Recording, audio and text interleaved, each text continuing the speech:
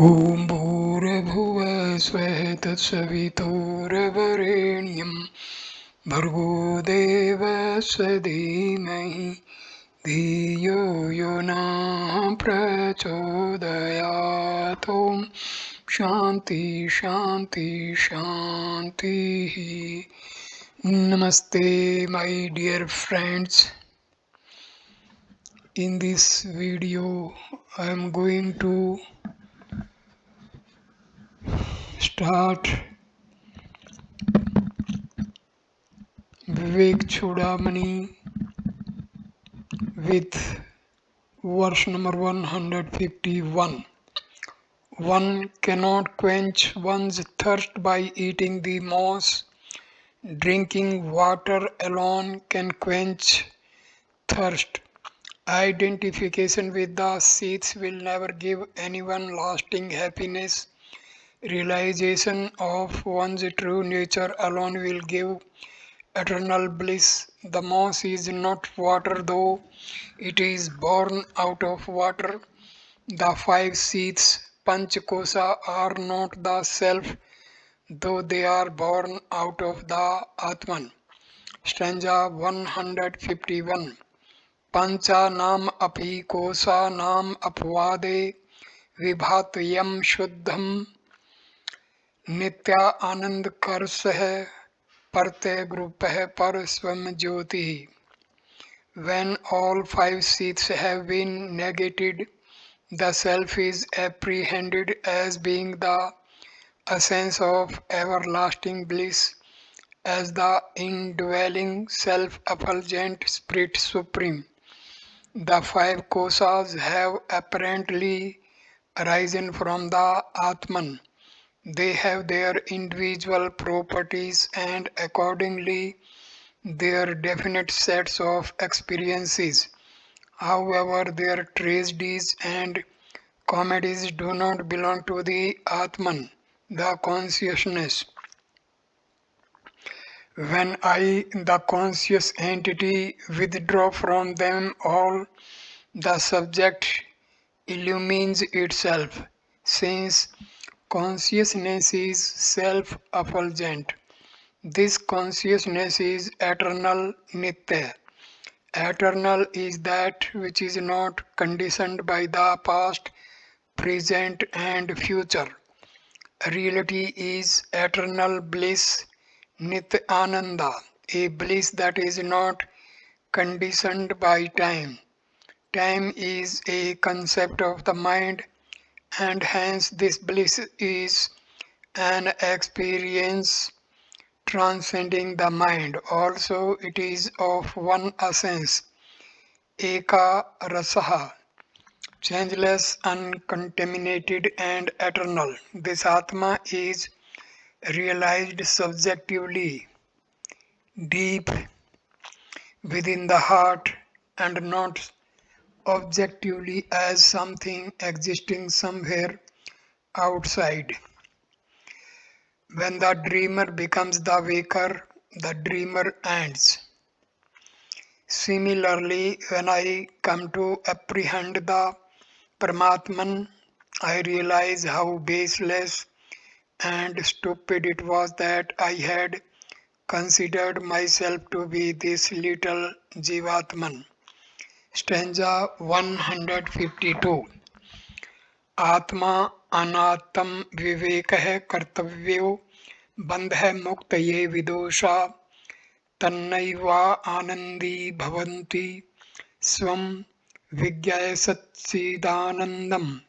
The wise man should discriminate between the self and the not-self in order to remove the bondage.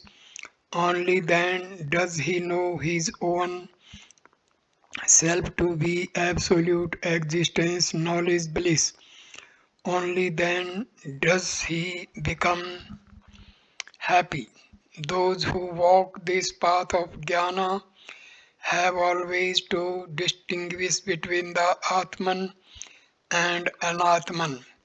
An intelligent person who is learned in the scriptures should, in order to liberate himself from bondage, constantly discriminate between the real and the unreal, the self and the not self. One part of his personality should continuously analyze every experience to find out which part of his personality layer it springs from.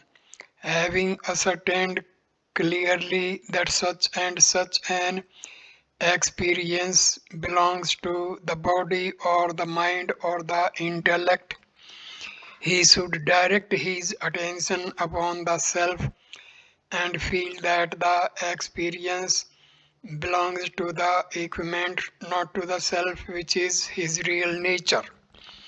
By this process of discrimination and assertion alone can he realize himself from the sorrows of bondage and keep his rendezvous with this self and dock himself in everlasting happiness. Thereafter there is no strife, no stress and no strain for him. By realizing that the self existence, knowledge, bliss, absolute is his real nature, he transcends his body, mind, intellect, equipment. Stanza number 153. मुज्जादीशी कामवी दृश्य वर्गा प्रत्यक्ष पंचात्मानं संगम cream विविच्य तत्र प्रिविलाप्य सर्वं तदात्म न तिष्ठति यः मुक्तः. He who separates all sense objects, perceived, felt and thought of from the subjective, unattached, actionless self, like the enveloping sheath separated from the core of the munja grass, he is free, for having merged everything with it, he remains ever identified with it. Munja is a type of grass which is nothing more than a stalk of leaves held together like the common plantain tree. These sheaths can be removed from one by one until the central core is reached. Similarly, the Atman, which is actionless and unattached, can be taken out of the enveloping sheaths. But one must be very careful because the inner core is very tender and delicate. All that can be classified as seen, which is perceived, felt, and thought of, is other than the subject covering the Atman, which is like the core in the munja grass.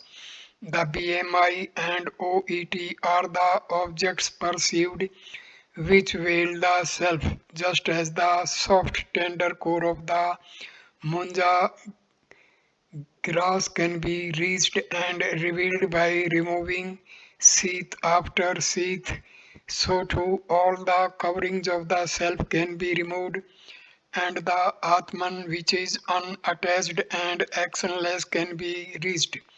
This Atman, which is always inside, revealing as the subject in every bosom, Pratyak, is not available for our cognition now because we remain ever looking through the coverings of the BMI. When this consciousness, the actionless, the state of objectless awareness is realized, the entire perceptible phenomenal world merges into it, just as on waking up, the dreamer and his dream world merge into the waker. He who thus reaches the self and merges with it is a liberated one. He has no more coming and going into this world of perceptions, feelings, and thoughts as a doer, enjoyer, ego. This verse provides us with the definition of a liberated man, a man of God realization. In the following verses, the Acharya addresses the seekers directly. The 5 seats Panchakosa are taken up one by one and each one is described fully. The universal teacher Sankara shows how they can be transcended one by one, and how can one ultimately reach the experience of the subjective self. Negation of the 5 kosas. Annamaya kosa, food sith. Stanza number 154 to 164. Stanza number 154.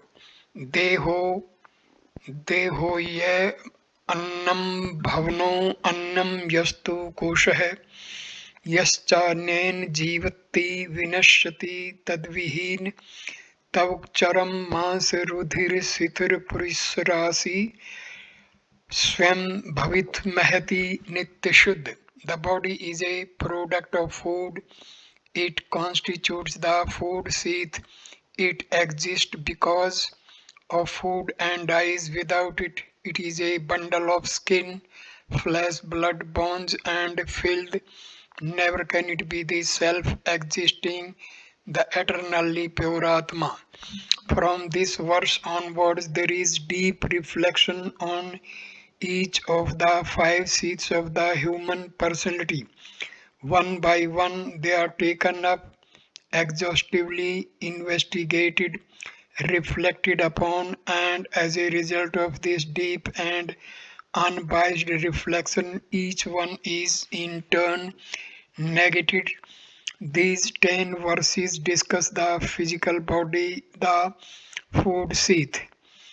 The physical body is the most powerful attraction for the majority of living beings, and most of us are aware of nothing nobler and diviner than the body. For millions and millions of years, man has been living in this world mainly as a physical entity. Life after life, he has been living and striving under the self-preserving instinct, and to say all of a sudden, I am not the physical body is ridiculous, impossible, and supremely absurd. Proper light has been thrown upon the assertions in these verses by the well-known technique of scientific observation and analysis. The constituent parts of the body, their behavior, how the body gathers its knowledge of the world outside, its relationship with the possessor of the body and with the world around. When all these are analyzed and carefully investigated into, we shall readily come to know that we are in fact not the body. With this subjective knowledge alone, is it possible for us to learn to withdraw from the body identifications? The arguments are convincingly marshaled here. To remember these arguments is to help ourselves in our daily independent reflections. In this verse, the body is brought under the focus of our close observation. This body was born out of the seed in the loins of its father. The seed is formed by the food assimilated by the father. When the seed was in the mother's womb, it was being maintained by the food taken by the mother. After birth, it grew because of the food taken and assimilated by it day after day. When it perishes, it shall become food for other living creatures like birds, insects, and plants. Hence, that which is born out of food exists in food and goes back to be food for others is appropriately called the food sheath, Annamaya Kosha. This body, when carefully analyzed, is bound to be constituted of skin, flesh, blood, bones, and marrow. The container made up of the above parts is filled with fecal matter. All these together constitute this fascinating, this enchanting my body. Therefore, this filthy, unholy body cannot be the ever pure and resplendent Atma because the parts that constitute it are finite. Stanza number 155. पूर्वं जनेर्धीमृतेरपि नयमस्ति जातक्षण अक्षण गुणो नियत स्वभावः नैको जडस्य घटवत्स परिदृश्यमानः स्वात्मा कथं भवति भाव विकारविता. Before its birth it does not exist, nor does it continue to be after its death.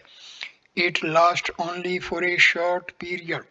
Its qualities are fleeting and by nature subject to change. It is diversified and inert and like a jar is a sense object. How then can it be the self, the witness of all changes in all things? This body came into existence with the birth of the individual. After death itself perishes and decay. Its existence is only for a short time from its birth to its death, at the most a span of 80 to 100 years.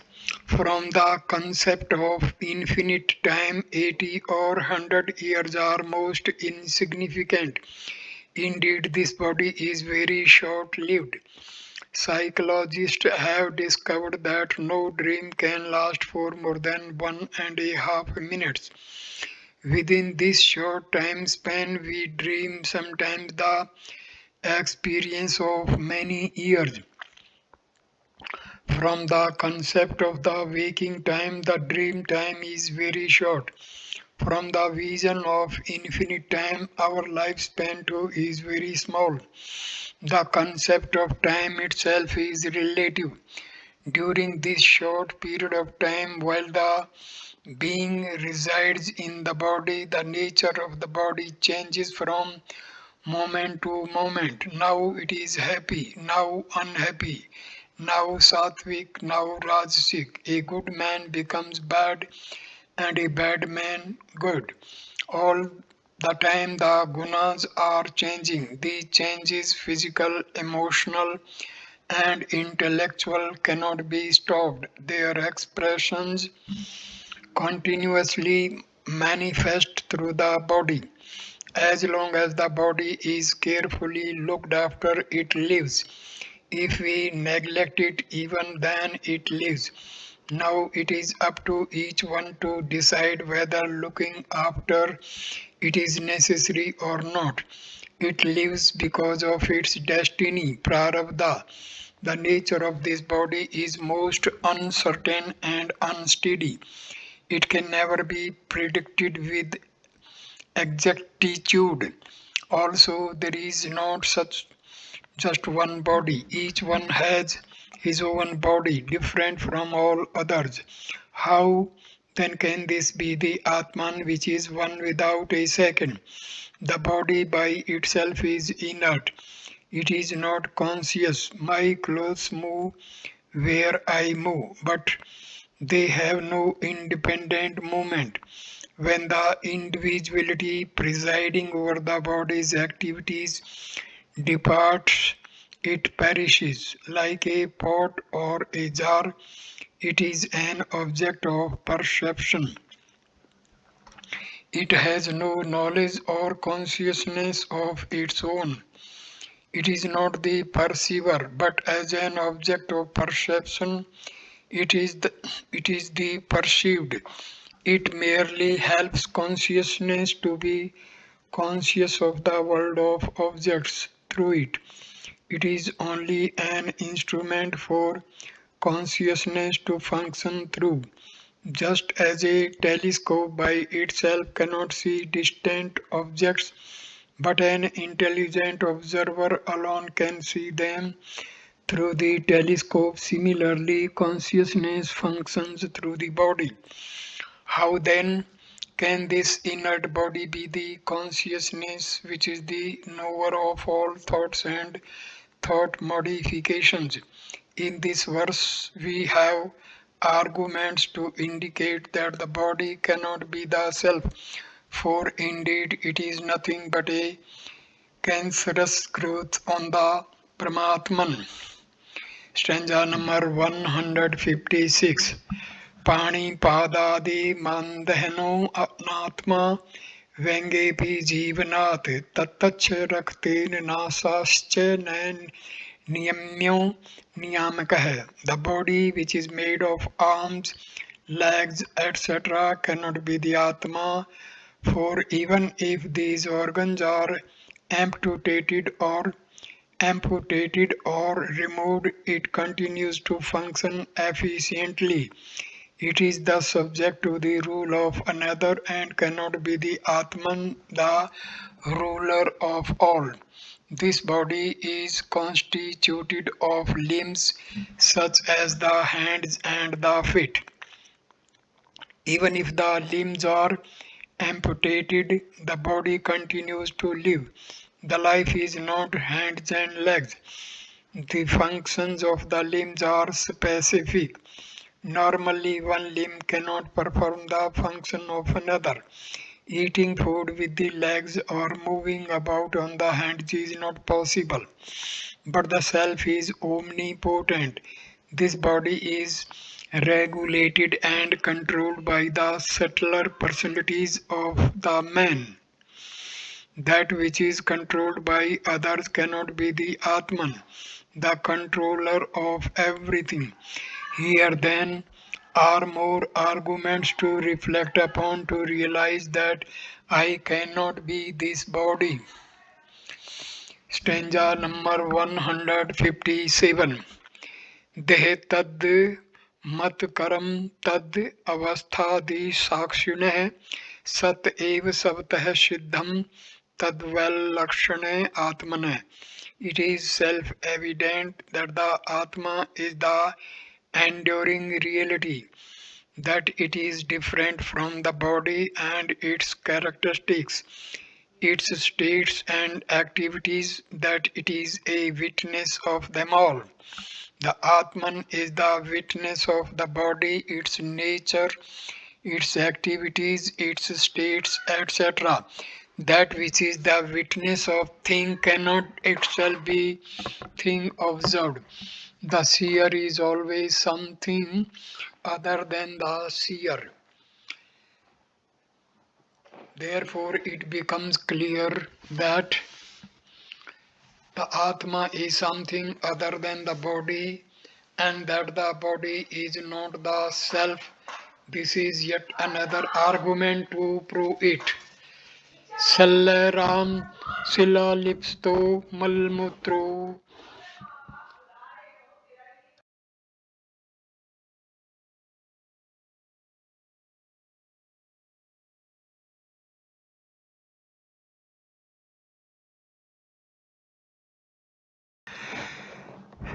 Verse number 158. Sellera Shimarlipto Malmurno Tiskasmale Katham Bhavedayam Vita Saumevati Divilakshana. How can the self-existent Atman, the knower, ever be the body which is a packet of bones covered with flesh, full of filth and extremely impure, for it is always distinct from it? This framework of bones, plastered with flesh and filled with fecal matter, is at all times most impure and inauspicious. The container and the contained are both filthy. How can this be the ever pure, all-knowing principle, the Atman? Here is one more argument clearly showing that the filthy body cannot be the pure and divinely holy self. Stanza number 159. तवन्मास मेदो सितरपुरीशाराशा वहमतिं मूढजनः करोति विलक्षणं वेति विचारशीलो निज स्वरूपं परमार्थभूतम्. The foolish man identifies himself with this skin, flesh, fat, bones, and filth. But the man of discrimination knows that his self is distinct from the body, unique, and the only reality. Fools consider themselves to be this packet of filth consisting of skin, flesh, fat, and bones. These are in themselves nothing but filth, each one of them. Those who have the habit of correct analysis and right thinking consider themselves certainly something other than this filled body filled with its contents which are equally filthy. Correct analysis and right thinking will point to us man's real nature, which is supreme truth, pure consciousness itself. It is not the body as its nature is distinctly different. Vilakshana from the body and its component parts. Stanza number 160. Deho mittev jadasya buddhi dehe cha jive विदुस्त्वं फन्दी विवेक विज्ञानवतो महात्मनो ब्रह्मा हि मित्येव मति सदा तमनि. I am the body, thus thinks a foolish man. A man of mere book knowledge considers himself to be a combination of the body and the jiva, but the realized says because of his discrimination knows that I am Brahma and looks upon the eternal Atma as his self. Fools who have no discriminative power consider themselves to be the body. They think I am the body. Erudite scholars who read many books conclude that in addition to the body, they have a psychological and intellectual entity in them. But those great souls who have the discriminative power between the self and the not self, they, in their direct experience of truth, realize themselves to be Brahma. Just as a spoon is needed only for eating and need not afterwards be carried about everywhere, similarly, the wise know that the body is necessary only to spoon out their experiences and subsequently serves no purpose whatsoever.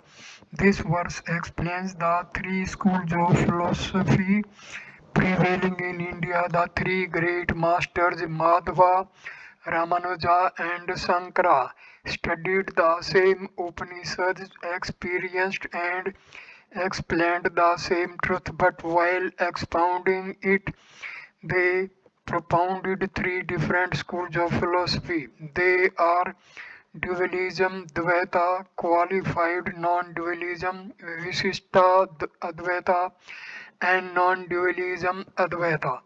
These three schools do not differ from each other except in explaining the relationship of man with God. In everything else, they are the same.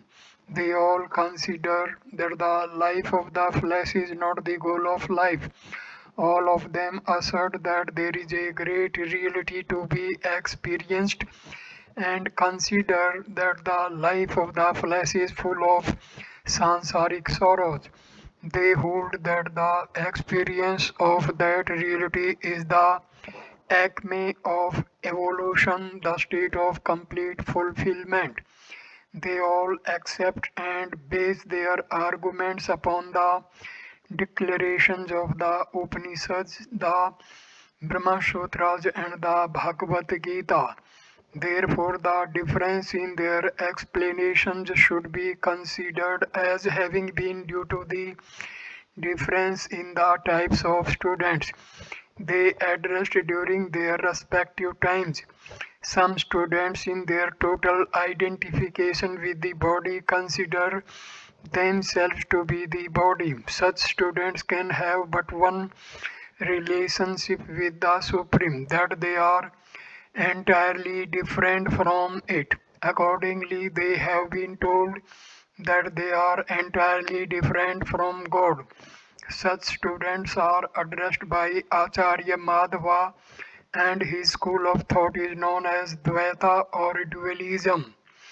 The second type of students, slightly more intellectual, insist I am a composite being comprising an anatomical structure with physiological functions and also a psychological entity with intellectual abilities. I am the body as well as the jiva, the individuality, the thinking, feeling entity. The psychological and intellectual entity has the glow of reflected divinity.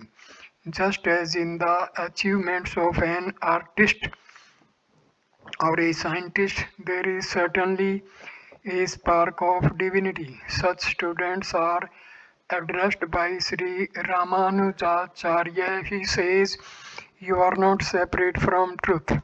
You are a part and he is the whole." This school of thought is Visishta Advaita or qualified non-dualism. The third variety of students, however, are the intellectual giants who, through sadhana, develop a subtle intellect and discriminate between the real and the unreal. They have the capacity to live up to their convictions by fully accepting what is real, ever rejecting what is unreal. As a result of their dispassionate discrimination, they consider themselves to be entirely different from their matter vestures and realize their identity with the Supreme, the Brahma. Such students are addressed by Sri Sankara, for he says, "Thou art nothing but Brahma." This school of philosophy is known as Advaita or non-dualism. All 3 points of view are explained in this verse now under discussion. Stanza number 161.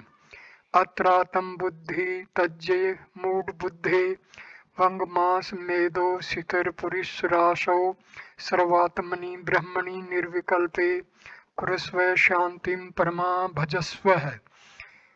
Cease to identify yourself with this packet of skin, flesh, fat, bones, and filth, O foolish one. Instead, identify yourself with the absolute Brahma, the self of all, and gain the experience of supreme peace. In this verse, Acharya Sankara is advising the students to give up their false and painful identifications with the Anatman. What is to be renounced is only the idea I am the body. Renounce not the house, nor the wife, nor the children, money, position, status in society, etc. need not be given up, but only the idea I am the body is to be totally renounced. Those who consider themselves to be the body, whose constituents are the skin, flesh, fat, bones, and filth, are addressed as fools by the Acharya. Giving up the identification with this packet of filth, Atma Buddhi, the sense of I-ness, should be redirected into the right channel towards the unchanging eternal self everywhere, the Brahma. Thus fixing the identification in Brahma, which is the Atman, the self, come to experience and enjoy supreme peace. There is no peace as long as we identify with the body, which is the cause for all our sorrows. Stanza number 162. Deh indriya yada vasti Bharmodita vidvan hantam ne jahati yavat tavan tashyasti vimukti varta Yastvesi Vedanti Antardarshi. There is no liberation for a man of mere book knowledge, even if he be very well read in the philosophy of Vedanta, so long as he does not give up his false identification with the body, sense organs, etc., which are unreal. Avidya or spiritual ignorance is the cause for one's delusory identification with the matter, vesture, and the effect of this identification is bondage. Unless the cause is removed, the effect cannot be removed. To see a thing as something other than what it actually is called delusion, bharma. From the standpoint of Brahma, the body and the sense organs do not exist at all. It is possible to gather from the study of Vedanta that there is an Atma, which is the absolute and ultimate reality, which is something other than the body, the sense organs, etc. But it is not possible to have the experience of truth unless one completely subjectively ends the identification with the body. Here, neither can there be any help from the sacred scriptures nor from the teacher. At this point, it is to be carefully noted that what is to be given up is the identification with the body and not the body itself. As long as this identification remains, there will not be no experience of the Supreme, but there cannot even be a talk of liberation. One will be nowhere near the self if this body identification persists. Stanza number 163. छाया शरीरे प्रतिबिंबम गात्रे यत् सोपन देहे हृदय कल्पितंगे यथा आत्मबुद्धिस्त्वः नास्ति काचि जज्वच्च शरीरे च तथैव मास्तु. Just as you would not identify yourself with your shadow, your reflection, your dream body, or the body in your heart's imagination, so too you should not identify yourself with your living body. Giving up identification with your body does not mean neglecting it. If it is neglected and not kept clean and healthy, it becomes a problem for you and for the people around you. You will ask then, in what way should I keep my body without identifying with it? What should be my relationship with it? What is your relationship with your shadow? How much do you identify with your reflected image? How do you keep up your dream body and look after it? Such should be your relationship with your living body too. In the shadow body, the reflected body, the dream body, and the imagined body, you do not have the idea I am this. While working in the world with this body, let there always be an idea in your mind that this body is only an instrument of mine with which I contact the world outside in order to serve it as much as I can. But I am always something other than the body. The body should be kept and looked after only as an instrument, a vehicle. Always keep it as best as it can be kept.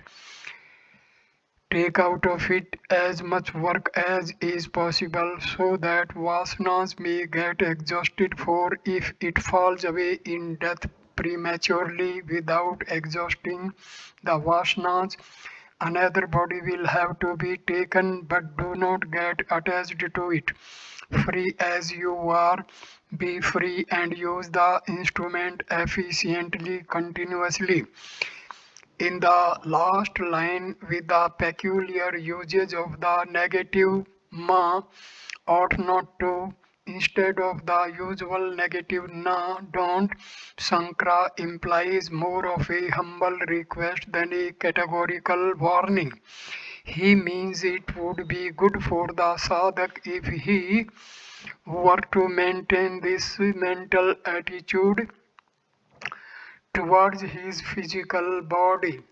This is a classical usage of negation often used in our shastras. It has not the force of the imperative, it is a suggestion.